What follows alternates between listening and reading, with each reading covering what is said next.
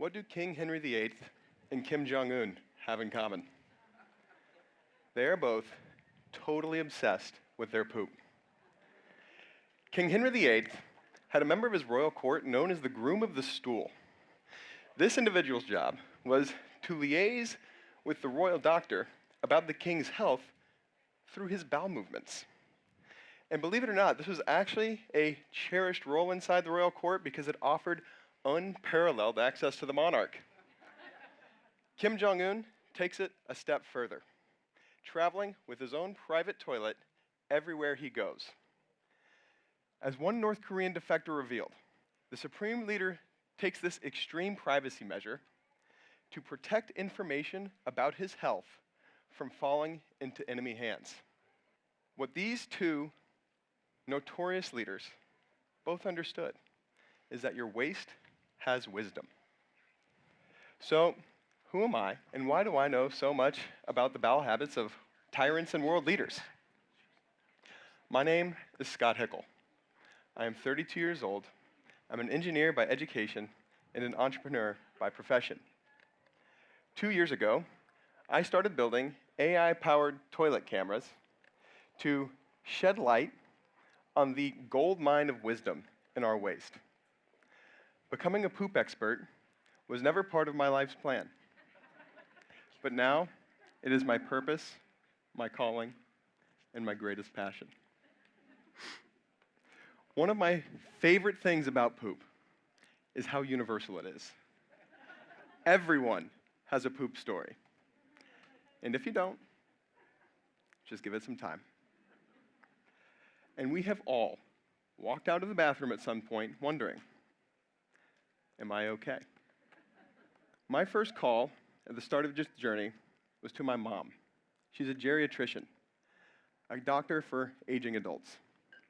And when I asked her if there was any medical utility to waste, she didn't hesitate. Absolutely. In fact, she had stopped giving her phone number to her patients because they sent her so many pictures of their poop. And your waste has literally been through you. It's intuitive. Of course it's packed with health information about what's going on inside you. My mom's patients were right to obsess over it, just like King Henry VIII and our ancestors did. As early as 1500 BC, the Egyptians were examining stool to detect infections and digestive issues.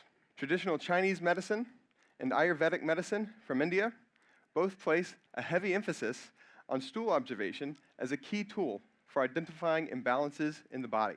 And by 460 BC, Hippocrates, the father of Western medicine, had extensively documented how variations in stool color, consistency, and smell could signal issues from internal bleeding to digestive dysfunction. He famously wrote, "All disease begins in the gut." And even in recent history, our poop's appearance was a matter of public health. It's estimated that 300 million people died from dysentery, cholera, and related diarrheal diseases in the 19th and 20th centuries. So given the historical importance of waste inspection, why did we stop? Two things happened. First, the advent of modern plumbing made plagues a thing of the past. But in solving one problem, we created another. Plumbing pushed our waste out of sight, out of mind, and out of our daily awareness. And second, at roughly the same time, Victorian-era modesty reshaped Western culture, especially around our so-called privates. We literally stopped talking shit. Today, there are millions of people living with chronic conditions that manifest in the gut and urinary tract, which shape their lives in ways we don't talk about enough. As my friend Dr. Karan Rajan puts it, people are dying of embarrassment. I'm going to walk through some of these conditions and close by making the case that if we want to improve our long-term health, we should start by looking in the toilet again. 38 million Americans suffer from IBS, or irritable bowel syndrome. That is 1 in 11 men and 1 in 7 women. People you know. This is a poorly understood chronic condition characterized by abdominal pain, bloating, and unpredictable disruptions to bowel habits. People with IBS universally describe feeling trapped by their symptoms and frustrated by a lack of useful insight. Another 3 million Americans have inflammatory bowel diseases, Crohn's and ulcerative colitis, conditions for which America has the highest incidence around the globe. These autoimmune disorders cause severe inflammation of the gastrointestinal tract, often associated with bloody stools, extreme fatigue, and frequent bathroom trips, sometimes 30 or more in a day. A friend of mine with IBD recently shared with me that she knew exactly how many tiles were on her bathroom floor. That's how much time she spent on the toilet during her last flare. 1 in 9 Americans will pass a kidney stone at some point in our lives. 3 million will pass a stone in the next 12 months. Passing a kidney stone is among the most painful experiences a person can have.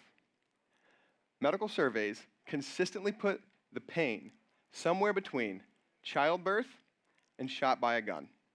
By age 70, 4 in 5 American men will experience benign prostatic hyperplasia, an enlarged prostate. It isn't cancerous, but as the prostate gets bigger and bigger, it squeezes the urethra tighter and tighter, making it harder and harder to pee. This is why men find ourselves waking up in the middle of the night as we get older. BPH often leads to surgical interventions, or worse, a catheter. Most people don't proactively monitor their hydration, but the risks are very real. Our sense of thirst declines as we age, making it more likely that we are chronically dehydrated. And chronic dehydration is strongly linked to accidental falls, the leading cause of accidental death in adults over 65. One recent study from the Mayo Clinic found chronic dehydration may increase fall risk in adults over 65 by 13%. And finally, let's talk about colorectal cancer, America's second deadliest cancer behind lung cancer. Roughly 1 in 25 Americans will get colorectal cancer at some point in their lives. And if you were born after 1990, then compared to someone born in 1950, you have twice the chance of developing colon cancer and 4 times the chance of developing rectal cancer. Here's the good news. Colon cancer is preventable if we catch it early. Longevity expert Dr. Peter Attia goes so far as to say, nobody should ever die from colon cancer. That's because every colon cancer starts as a polyp. A polyp typically takes 7 to 10 years to turn into a cancer, giving us plenty of time for detection and intervention. And catching cancer, even in stage 1, still means survival rates above 90%. But that survival advantage shrinks quickly. By stage 2, the 5-year survival rate drops to 72%. And by stage 4, only 16% of patients diagnosed with colorectal cancer are still alive 5 years after that diagnosis. For colorectal cancer, the difference between life and death is timing, and we are finding it too late. Last year, 153,000 Americans were diagnosed with colorectal cancer, and a third of them died from it. That is more deaths than all car accidents in the United States combined. We live in a world where our favorite wrist-worn devices can detect an irregular heartbeat, allowing us to take preventive action early. But when it comes to our guts, we are back in the dark ages, waiting until our symptoms are screaming at us before we pay attention. What if we could monitor our body's most honest, intimate signals, turning our daily routines into actionable insights? What if we could see trends in our gut and urinary health, catching complications when they are easiest to address? What if no one had to die from colon cancer? I'm Scott Hickel, and this is my life's work. If you give a shit too, please share this message with someone you love.